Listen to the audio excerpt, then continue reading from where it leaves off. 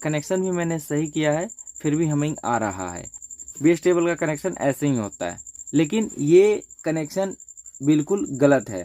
लेकिन आपको सही कनेक्शन कैसे करना है। हेलो दोस्तों, मेरा नाम है गौतम और आप देख रहे हैं यूलैक इलेक्ट्रॉनिक्स। और दोस्तों, आज की इस वीडियो में मैं आपको बताऊंगा कि बेस टेबल बोर्ड लगाने का सही तरीका क्या है। तो मेरे चैनल पे काफ़ी सारे ऐसे कमेंट आ रहे थे कि सर, जब मैं एम्पलीफायर यूज कर रहा था बिना बेस टेबल का तो कोई हमिंग नहीं आ रहा था, और जैसे ही मैंने बेस टेबल का बोर्ड लगाया और कनेक्शन भी मैंने सही किया है, फिर भी हमिंग आ रहा है।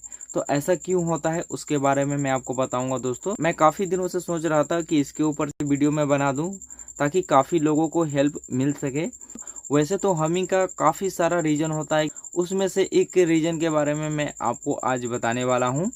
तो जैसे यहाँ पे आप बेस टेबल का बोर्ड देख सकते हो, तो जब हम किसी भी एम्पलीफायर में बेस टेबल का बोर्ड लगाते हैं तो कैसे लगाते हैं, मैं पहले आपको यहाँ पे दिखा देता हूँ।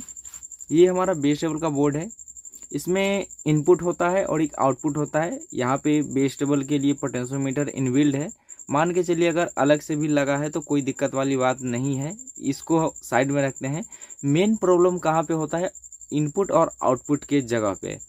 तो यहाँ पे जो हमारा बेस टेबल बोर्ड होता है, चाहे कोई सा भी हो, छोटा हो बड़ा हो, कोई सा भी प्री एम्प हो, उसमें अगर हम ब्लूटूथ हो या ऑडियो पैनल का कनेक्शन करते हैं, हालांकि आजकल 99% लोग जो है ऑडियो पैनल का यूज करते ही हैं या इसके जगह पे ब्लूटूथ मॉड्यूल का यूज करते हैं। तो इस दोनों का कनेक्शन कैसे करते हैं, इसमें एक पोटेंशियोमीटर भी ऐड होगा जो हमारा मेन वॉल्यूम होगा।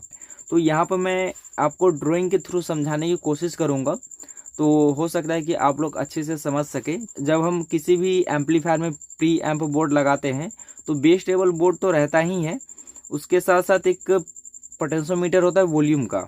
मैं यहाँ पे ड्राइंग के थ्रू समझा देता हूँ। जैसे इसको हम ले लेते हैं, यहाँ पे इस प्री एम्प बोर्ड में यहाँ पे इनपुट होता है और इधर से आउटपुट होता है। आपके पास कोई दूसरा वाला भी हो सकता है, लेकिन उसमें भी इनपुट और आउटपुट होता ही है। कोई सा भी प्री एम्प बोर्ड अगर आप ले लेते हैं तो उसमें इनपुट और आउटपुट होता ही है। तो यहाँ पे एक प्री एम्प बना लेते हैं। ये वाला हमारा प्री एम्प हो गया। यहाँ पे बेस टेबल लिख देता हूँ। तो बेस टेबल का ये हमारा बोर्ड हुआ। यहाँ पे ये पोटेंशियोमीटर बेस टेबल का हो गया जो यहाँ पे ये लगा हुआ है। यहाँ पे इनपुट के लिए यहाँ पे 3 पॉइंट मिल जाता है, तो यहाँ पे 3 इनपुट यहाँ पे दे देते हैं, आउटपुट यहाँ पे दे देते हैं। 3 पॉइंट इधर भी होता है, 3 पॉइंट उधर भी होता है। तो 3 इनपुट हो जाता है, लेफ्ट राइट ग्राउंड, और लेफ्ट राइट ग्राउंड आउटपुट हो जाता है। और यहाँ पे हम एक एम्पलीफायर बना लेते हैं। आपका एम्पलीफायर कोई सा भी हो सकता है, बड़ा हो सकता है, छोटा हो सकता है, कोई सा भी एम्पलीफायर हो सकता है। यहाँ पे ये ऑडियो पैनल हो गया। तो ये जो हमारा बेस टेबल बोर्ड होता है और यहाँ पे जो ऑडियो पैनल होता है, तो इसका जो लेफ्ट राइट और ग्राउंड आउटपुट होता है, यहाँ से जैसे 3 पॉइंट होता है सभी ऑडियो मॉड्यूल में या ब्लूटूथ कार्ड में, यहाँ पे देख सकते हैं ऑडियो आउटपुट का ऑप्शन होता है। तो यहाँ से जो लेफ्ट राइट ग्राउंड आउटपुट होता है वो कैसे कनेक्शन करते हैं। सबसे पहले यहाँ पे बेस टेबल का जो पोटेंशियोमीटर यहाँ पे तो ऑलरेडी है ही, यहाँ पे एक पोटेंशियोमीटर लगा देते हैं। यहाँ पे मैं बना देता हूँ पोटेंशियोमीटर 100 के का। यहाँ से 100 के हो, 50 के हो, 47 के हो, उससे कोई मतलब नहीं है। यहाँ पे पोटेंशियोमीटर लगाते हैं, तो इसका कनेक्शन यहाँ पे कर देते हैं ऐसे करके। मैं यहाँ पे ऐसे ही बता रहा हूँ, लेफ्ट राइट ग्राउंड नहीं बता रहा हूँ कि कौन कौन सा है, ऐसे ही वायरिंग कर दे रहा हूँ। उसके बाद यहाँ पे ऐसे ऐसे कर देते हैं। यहाँ पे ऑडियो मॉड्यूल से चला जाएगा पोटेंशियोमीटर में, पोटेंशियोमीटर से चला जाएगा बेस टेबल में। इसके बाद क्या है, यहाँ पे जो हमारा एम्पलीफायर है, किसी भी प्रकार का एम्पलीफायर हो सकता है, इसका जो ऑडियो इनपुट होता है यहाँ पे भी 3 होता है। अगर मोनो है तो 1 है, अगर स्टूडियो है तो 2 है। तो यहाँ पे हम स्टूडियो मान के चलते हैं, तो इसका 3 बार उठाकर यहाँ पे डाल देते हैं। बस इसका कनेक्शन हो गया। बेस टेबल का कनेक्शन ऐसे ही होता है, लेकिन ये कनेक्शन बिल्कुल गलत है। हालांकि ये कनेक्शन करने के बाद आपका एम्पलीफायर 100% चलेगा, लेकिन साउंड क्वालिटी में हमिंग और नॉइस का प्रॉब्लम देखने को मिलेगा। इस प्रकार से अगर कनेक्शन करते हैं तो आपको हमिंग मिलना ही मिलना है, मैं गारंटी के साथ कहता हूँ। कुछ कंडीशन में ऐसे वायरिंग अगर करते हैं तो हमिंग नहीं आएगा। वो कंडीशन क्या हो सकता है कि अगर आपका जो एम्पलीफायर है वो प्योर डीसी से चल रहा है। मान के चलिए यहाँ पे एक आपने बैटरी लगाया, इसी बैटरी से सभी चीज जो है आप चला रहे हो। यहाँ पे pre amp, base table board और ये एम्पलीफायर बैटरी से कनेक्शन है। इस कंडीशन में तो हमिंग आएगा ही नहीं अगर आप इस प्रकार से कनेक्शन करते हो। तो अगर ऐसा कनेक्शन के साथ 220 वोल्ट एसी से अगर किसी भी प्रकार का एडेप्टर हो, ट्रांसफार्मर हो, उससे अगर हम चलाते हैं तो ऐसे में हमिंग आएगा ही।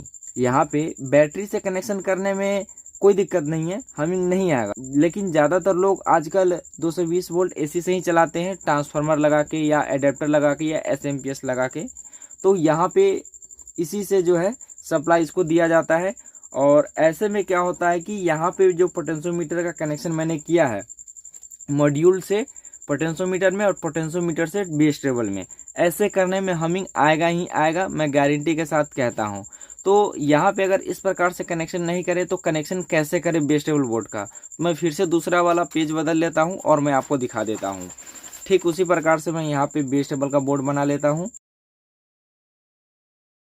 तो यहाँ पे देखिए दोस्तों, मैंने यहाँ पे फिर से audio panel, base table board और यहाँ पे एम्पलीफायर का मैंने ड्रॉ कर लिया है।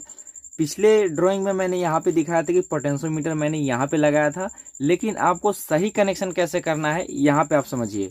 ये जो हमारा ऑडियो पैनल है और हमारा बेस टेबल बोर्ड है, इसमें जो ऑडियो इनपुट आ रहा है, चाहे आपका ऑडियो पैनल से हो या छोटा सा जो ब्लूटूथ कार्ड आता है, ब्लूटूथ चिप, उससे किसी भी प्रकार का ऑडियो सिग्नल देते हैं या मोबाइल के थ्रू देते हैं, जो 3.5 mm जैक होता है उसके थ्रू अगर देते हो तो उसके बीच में आपको किसी भी प्रकार का पोटेंशियोमीटर नहीं लगाना है। आपको डायरेक्ट यहाँ पे कनेक्शन कर देना है, लेफ्ट राइट और ग्राउंड को देखते हुए। अगर ऑडियो पैनल के साथ करते हो तो, ब्लूटूथ चिप के साथ करते हो तो, या 3.5 mm जैक के साथ करते हो तो, किसी भी प्रकार का ऑडियो सिग्नल अगर हम बेस टेबल बोर्ड में देते हैं तो इसके बीच में पोटेंशियोमीटर हमें नहीं लगाना है।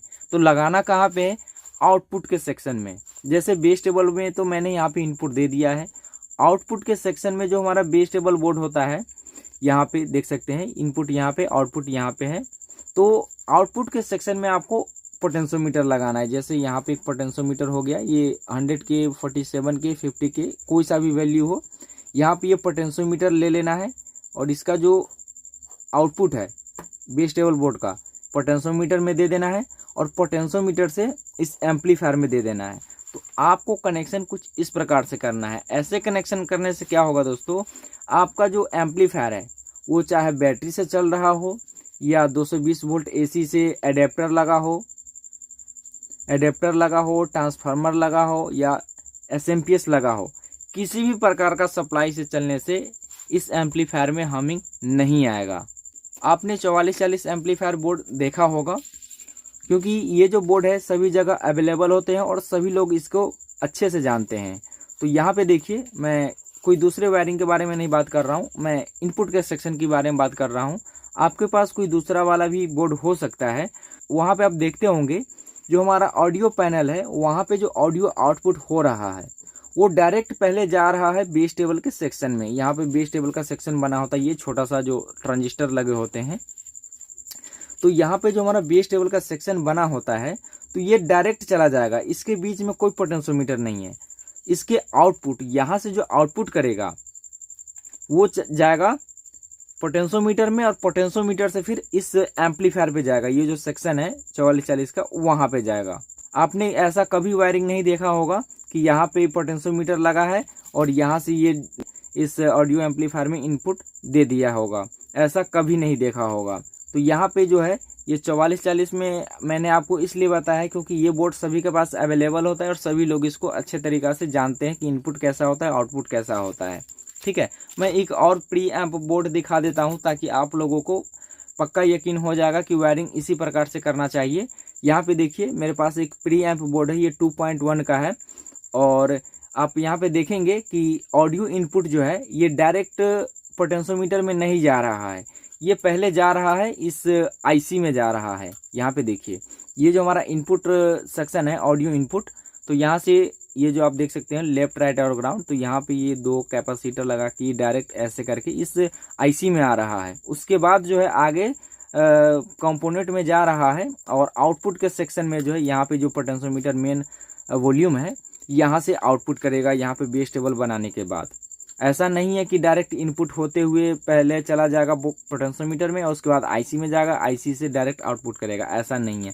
आप कोई सा भी एम्पलीफायर देख लीजिए, वहाँ पे आपको ऐसा ही कनेक्शन मिलेगा। ऑडियो इनपुट पे किसी भी प्रकार का पोटेंशियोमीटर नहीं मिलेगा, आउटपुट के सेक्शन में ही मिलेगा। तो इस प्रकार से अगर आप वायरिंग करते हैं किसी भी एम्पलीफायर में तो हमिंग का चांस जो है दोस्तों बहुत ही कम मिलेगा आपको। तो दोस्तों हमारा वीडियो कैसा लगा तो प्लीज़ लाइक करिए, शेयर करिए और हमारे यूट्यूब चैनल को सब्सक्राइब करें।